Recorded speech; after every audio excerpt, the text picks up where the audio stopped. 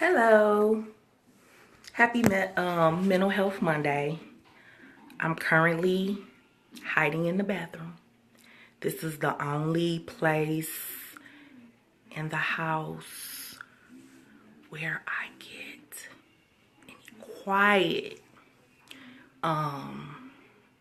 So anybody who has ever been to my house or talked to me on the phone can tell you that my house stay lit.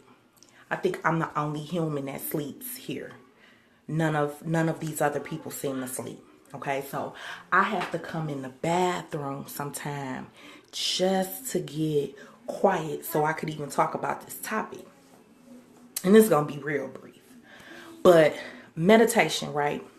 And this is for those people who want to meditate.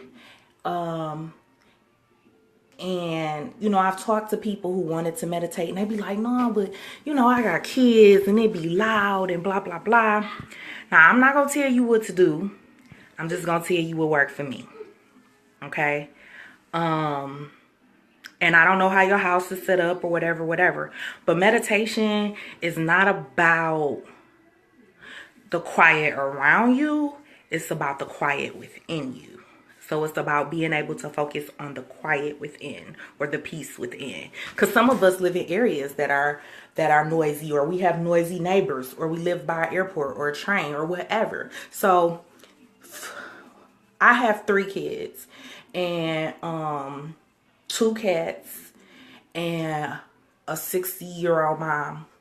And at any given time, one of those souls will interrupt me from doing something. But when I meditate, I just ask not to be disturbed. That's it. I don't ask them to be quiet. I don't infringe on whatever they're doing in any way. I just ask not to be disturbed in a certain space. And I meditate. Now, here's the thing. Learning to focus on the quiet within, it took me many times to do it because I would keep getting distracted if I heard a noise, or if one of the kids got too loud or something, it would distract me, or a car horn outside or anything like that. So what I did was started training myself to only become alert to certain noises. So when I meditate, they could be in there, having SpongeBob party, whatever the hell they be doing in there, Beyonce SpongeBob party, whatever. And I could be in my room and I can hear them, but as long as I don't hear like no screaming or no sirens or anything indicating that it's an emergency, I continue to focus on the peace within. If an intrusive thought comes in, or if one of those sounds come in, I mean, you just bat it away, like in your mind. Well, I should say in my mind, because this is what I do and this is what works for me. I just hope it works for you. In my mind, when the thought comes, I just bat it away like I would a gnat, like I would, a fly or something. And then I just keep trying to get back to the quiet within. So sometimes the quiet within can be scary for some of us, depending on some experiences that we might have had that make going in and into that inner peace and into that inner quiet in what seems like darkness, it could be very challenging. So, like for me, guided meditations have been a godsend, but again, I had to do it multiple times to find ones that I liked. B, to do them properly, to get the full effect of the meditation. Now to the point where I could do it just about without guided meditation at all, just listening to like binaural beats or relaxing sounds, something like that. On YouTube, there's a lot of different ones. That's what I use. I talked the other day about how it doesn't seem to be a lot of Black centered meditations. So I do plan to contribute to that in some way. When I think about writing scripts for guided meditations, that's also something that I would like to include, so you could have it, you know, share with other people. You could record yourself saying the meditations, and then you could listen to it yourself.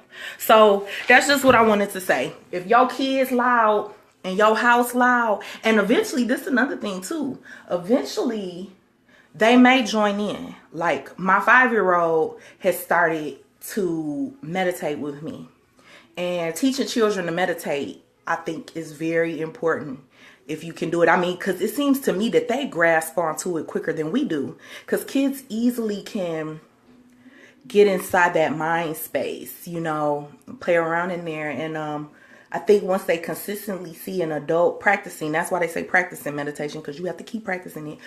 Once they continuously see that, it's helpful. So for Mental Health Monday, I just wanted to share that. Like, that's something I do every night. Obviously, there's been time I missed a night here or there, and I always felt a little off if I miss it. Like how somebody might work out, somebody go to the gym, and if they miss a day, they don't feel right. It's like that for me. Like if I miss a night of meditating, I don't feel right. So I just wanted to throw that out there, because meditation has been very helpful to me dealing with my depression, past trauma, anxiety, and even dealing with the present, the now, you know, the current situation. And having a loud ass house and having, you know, having gratitude that I have a family that's happy and lit, and they might interrupt me with laughter while I'm trying to meditate, and that's great. But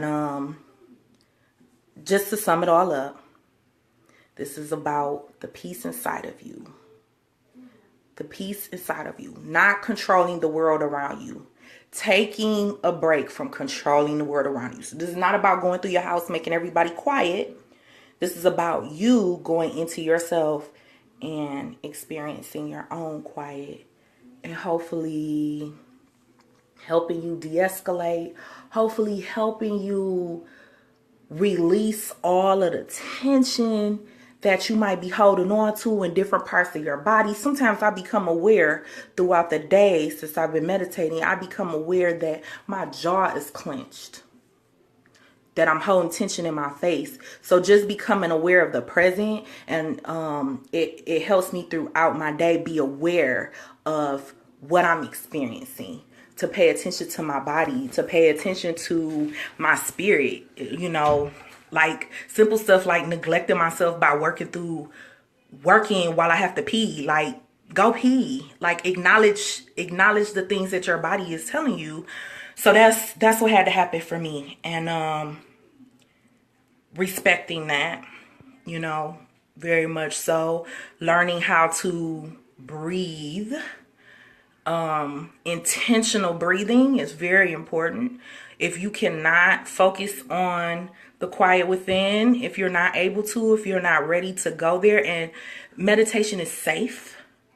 It's very safe. You're very secure. Even if you want to take it to the next level and do like some astral stuff, it is safe. Astral projection is safe. It is natural. We are not just meat bodies, you know. There's so much more to experience in the human condition besides what we do in the physical realm. But I'll talk about astral projection another day. But just for today, meditation has helped me in every area of my life. I think it's making me a better person, even though I still do shitty things and I make mistakes and I hurt people and I feel bad about it.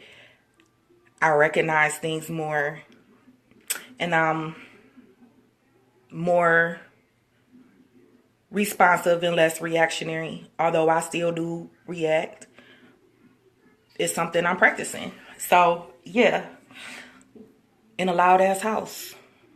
So if you have questions, I see some people say they got questions and stuff. That's cool. You could inbox me, and we could talk about it. I'll probably talk about this again one day when I'm more organized. I just wanted to get this out. So happy Mental Health Mondays. Happy mental Health Monday. I hope you were kind and compassionate and loving to yourself today in some way. If you haven't been kind, gentle, and compassionate to yourself today, please make it a point to do so right now. I love you. I'm going to go back into the loud, and I'll talk to y'all later.